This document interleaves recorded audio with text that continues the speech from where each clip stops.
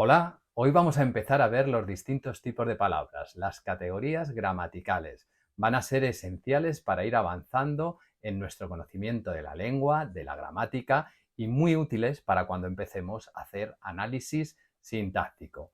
La primera de esas palabras que vamos a ver va a ser el sustantivo, que es la palabra que nos sirve para nombrar todos los elementos que encontramos en el mundo. Y sin más, vamos a empezar a verlo. Vamos.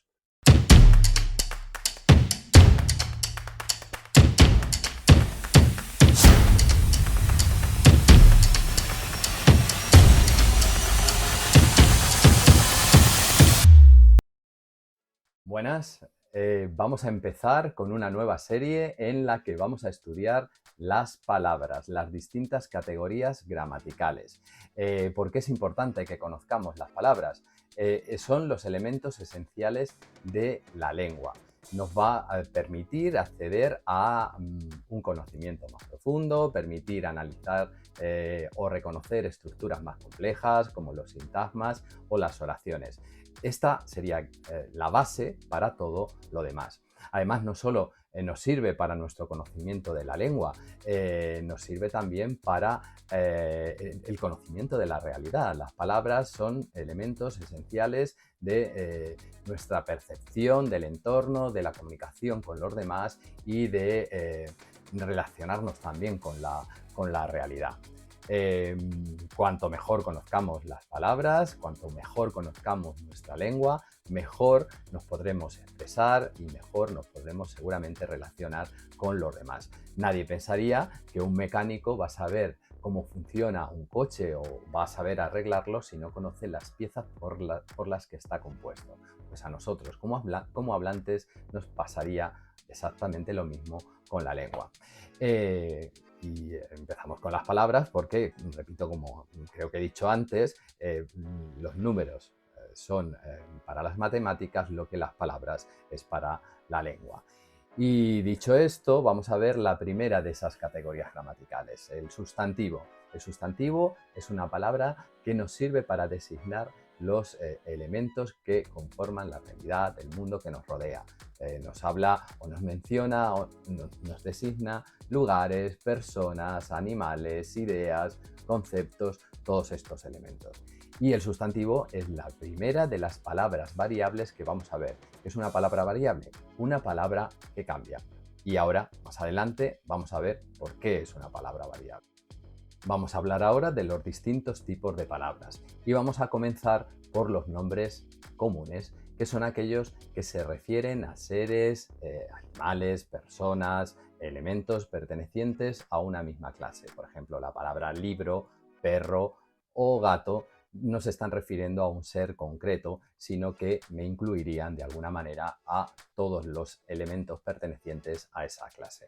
Este tipo de palabras se contrapone a los nombres propios que nos hablan también de seres, animales, personas o lugares que son únicos. Por ejemplo, Pedro es mi nombre y se refiere a mí, a una persona única.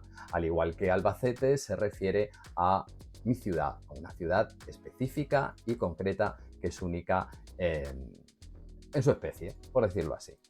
Bien, pasamos ahora a hablar de otro tipo de nombres y vamos a hablar de los nombres concretos. Tengo que ir mirando la chuleta para que no se me olvide ninguno. Y los nombres concretos son aquellos que se refieren a realidades que podemos percibir por los sentidos, como puede ser la música, el ruido, un boli, una taza. Son elementos que yo puedo percibir a través de mis sentidos, ya sea la vista, el olfato o el tacto, aunque no pueda verlos. Yo el aire no lo veo, pero sí sé que es un elemento que existe, por lo tanto, el aire sería un nombre concreto.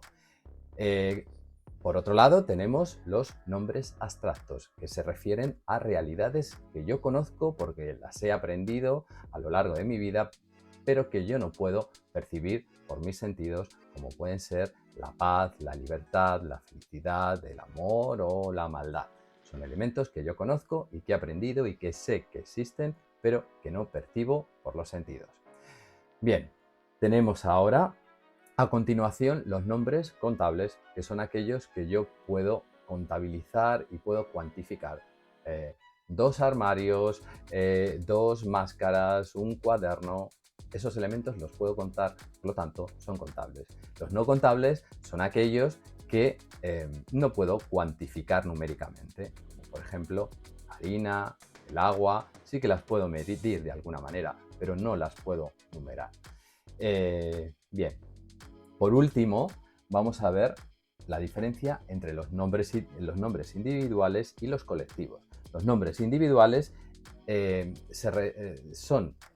en singular y se refieren a un único elemento. Por ejemplo, árbol o pino o abeja.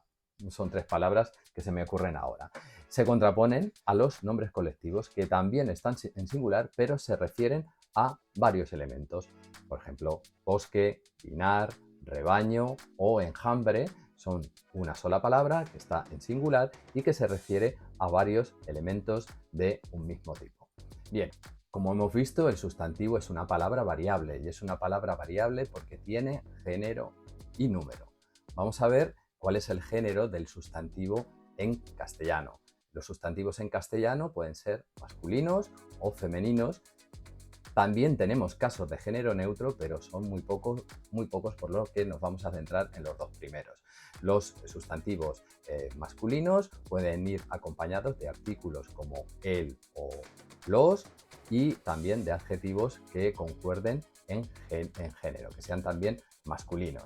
Por ejemplo, el chico listo. Vemos el artículo en masculino y el adjetivo en masculino también. Los nombres femeninos pueden ir acompañados de artículos como la o las y de adjetivos que vayan también en femenino. Por ejemplo, las chicas listas. Vemos que todas las palabras, el determinante y el adjetivo concuerdan con el sustantivo. Además, ¿qué información me da el género? En castellano, el género no solamente me habla de sexo y me diferencia el sexo de personas o animales, como puede ser chico, chica, gato o gata, ¿vale? En ese caso sí lo hace, pero además es que el género en la lengua me habla también de tamaños, cesto, cesta, cuchillo, cuchilla o de árbol, fruto.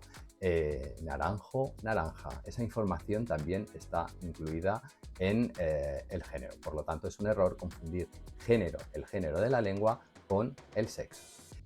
Acabamos de ver una serie de palabras que tienen 2 géneros, pero lo normal es que la mayoría de las palabras solo tengan un género, o que sean masculinas o que sean femeninas. Aquellas palabras que se refieren a seres animados, animales o personas que tienen 2 géneros van a utilizar el morfema O para el género masculino y el morfema A para el género femenino como norma general. Hemos dicho que la utilización del morfema O y A era lo general, la norma general, pero vamos a ver que hay unos sustantivos que utilizan unos procedimientos especiales para marcar su género.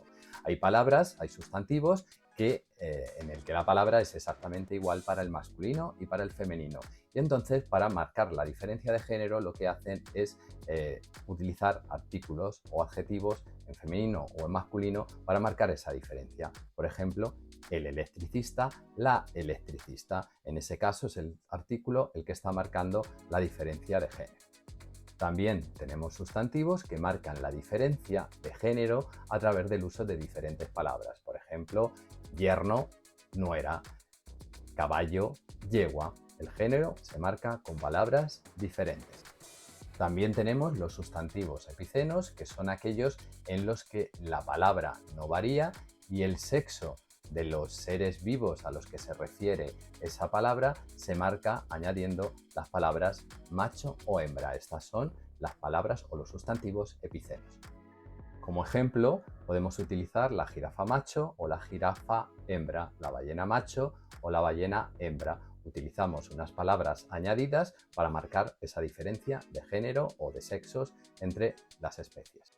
Hablamos ahora del número de los sustantivos. Los sustantivos en castellano pueden ser singulares o plurales. Utilizamos el singular para referirnos al concepto de uno, de una única unidad. Por ejemplo, perro. Y utilizamos el concepto de plural para referirnos a un sustantivo que hace mención a varios elementos, a varias unidades. Por ejemplo, perros.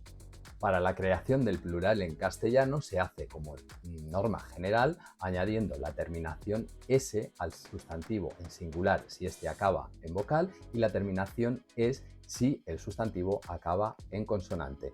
Pero vamos a ver que también hay unos casos especiales de creación de plurales, como algunos de los casos especiales de creación de plurales son los siguientes. Por ejemplo, los sustantivos que terminan en S tras vocal tónica añaden la terminación es. Por ejemplo, autobús, autobuses. Los sustantivos que terminan en S o en X tras vocal átona se quedan exactamente igual. Por ejemplo, la crisis, las crisis. También tenemos casos especiales de sustantivos que no tienen plural, como el zodiaco o la sed. Casos especiales de sustantivos que no tienen singular, como los víveres o los comestibles. Y otros sustantivos que, aunque se refieren a un solo elemento, se utilizan en plural, como los pantalones, las gafas o las tijeras. ¿Y cómo se realiza el plural de las notas musicales? Pues de la siguiente manera. Lo voy a mirar para que no se me olvide ninguno. Dos, res, mis, fas, soles, las y sis. Y así llegamos al fin del sustantivo. Hemos aprendido un montón de cosas. ¿Para qué sirve? ¿Para qué se utiliza? Hemos conocido que hay distintos tipos, que tiene género y que tiene número y cómo se forman.